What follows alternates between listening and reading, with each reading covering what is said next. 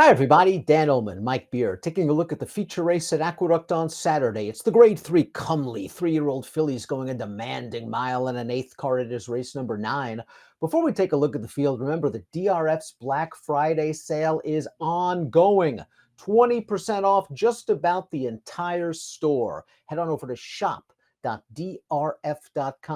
for the Black Friday sale. Here's the field for the Grade 3 Comely Stakes. We've got 7 in here, and Todd Pletcher's got 3, but Todd doesn't have the morning line favorite. That honor goes to Brad Cox's number 3, Alpine Princess, who earned a huge buyer speed figure, winning the Remington Park Oaks. Where'd that race come from?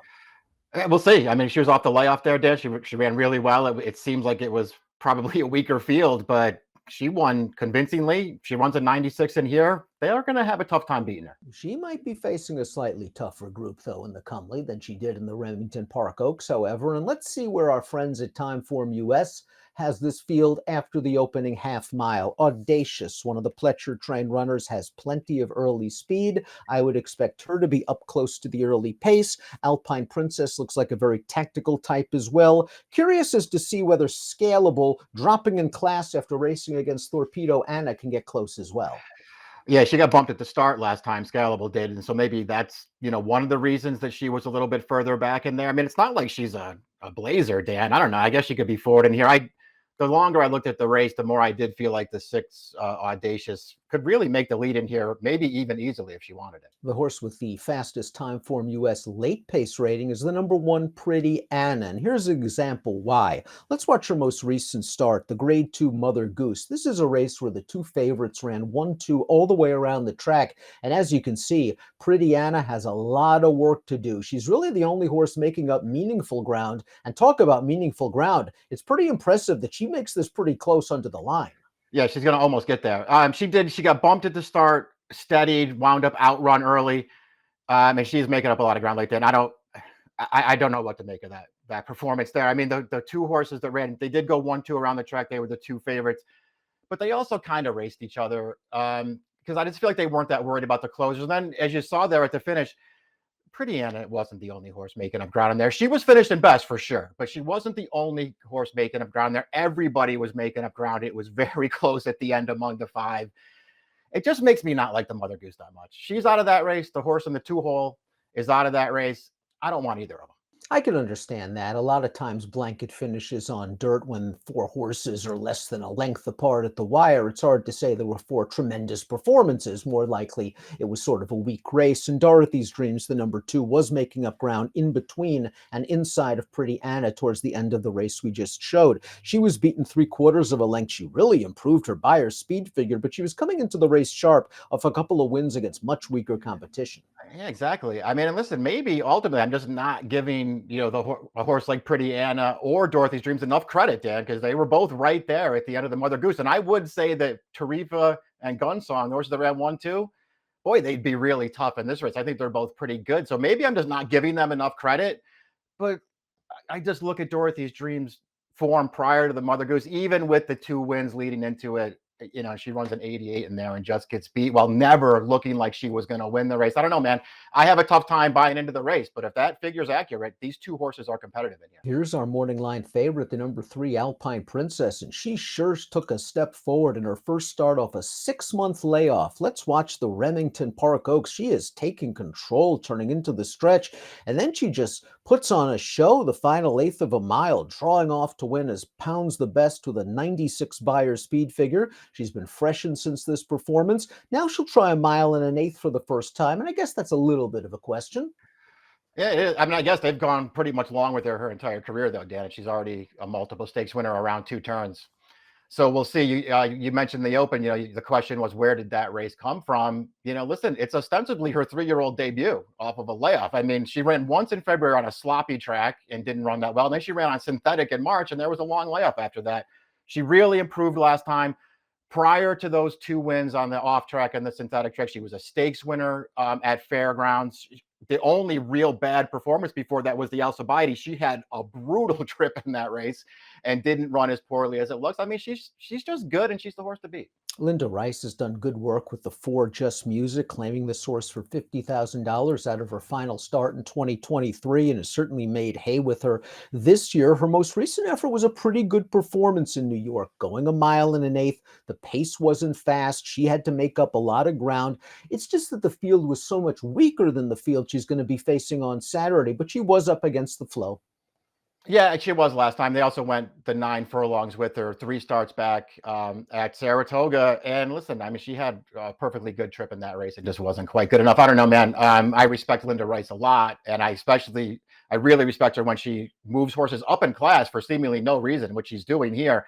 I didn't really see a path to victory for Just Music, but she'll be a big price if you like her. Life Talk, the number 5, is a prior graded stakes winner of a course and distance, having won the Demoiselle as a 2-year-old. It's just a shame she's had an abbreviated 3-year-old campaign for Todd Pletcher, only starting 3 times. Now, she showed some improvement last time out at Churchill Downs when they dropped her out of the graded stakes ranks. She had sort of an in-between trip, eased out 3 wide into the stretch, and she was running on at the end of that race. So I think it shows that she can still run a little bit. It's just that another layoff comes into this race. It seems like Todd's just had a lot of problems getting her on a regular schedule. Yeah, he has. He's had her entered at least once since that race, and for whatever reason, she didn't run. I'm not sure what the issue was. If she was a scratch for the vet or some other reason, it was a wet track. I don't remember, but I know that she's been entered since then. Dan, we'll see. I'm with you on the last race. It showed that she can still run. I thought that she ran okay, and I was a big fan of hers as a 2-year-old. And for whatever reason, when they came back earlier this year, she ran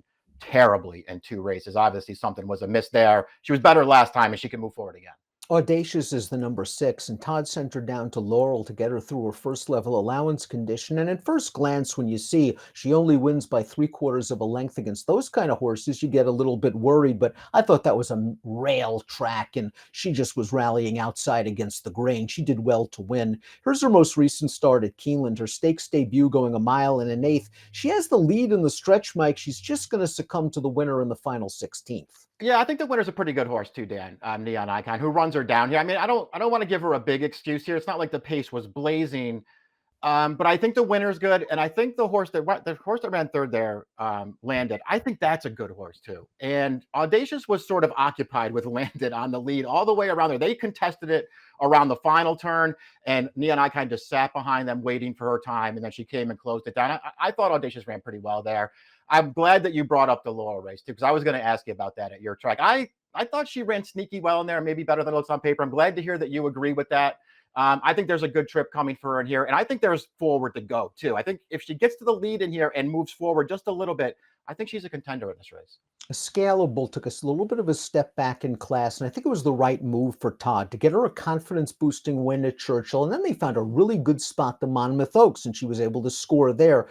Take that last race with several grains of salt. As Mike mentioned, she didn't get away very well. And just look at the horses she's in against. Horses like Torpedo Anna, who very well may be horse of the year after coming back to win the Breeders' Cup Distaff with a 100 buyer. Now, I think she lacks the upside of some of the others in here because we've already seen her go to the post 10 times. But from a class standpoint, from the fig shear and 2 starts back, she sure fits. I liked her race 2 starts back too. I mean, she beat Gunsong that day, and I thought she beat her on the square. I also liked the win prior to that when they went turf to dirt. I know it didn't get much of a figure, but she didn't get a great trip in that race, and I thought she ran really well. So it just felt like she was heading the right way. They took a shot in a grade 1 last time, and it didn't work out. They'll take a little bit of a step back here.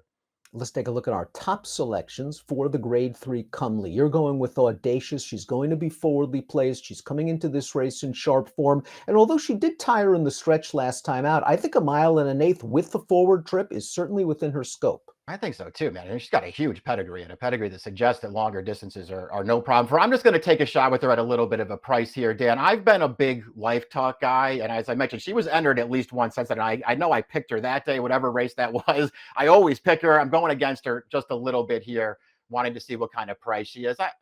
I wasn't. What was your take on the favorite Alpine Princess? I'm not way against her, Dan. I think she's the horse to beat. I'm not way against her. We both have her second. I do think she's the horse to beat. And if she runs anything close to that figure last time out, she's simply going to win this race. But she's going to have to prove it to me against better horses at a relatively short price at a new distance. Life Talk, at least I know, handles the distance, handles Aqueduct. And the last race at least showed she could still run because there were concerns after her first 2 starts at 3 that maybe she was just an early 2-year-old and nothing more than than that. I want to give her one more chance. 5312 for me, 6357 for Mike. We'll see if Alpine Princess is the real deal. She's the morning line favorite in the Grade 3 Cumley on Saturday at Aqueduct. Good luck. Hey, buddy, you look like you're in need of a winner. And just remember, if you like and subscribe right over here, you can get all of the great content on DRF.com, including Race of the Day, stakes previews, and lots more, featuring me and my superb selections. Trust me, you're not going to regret it.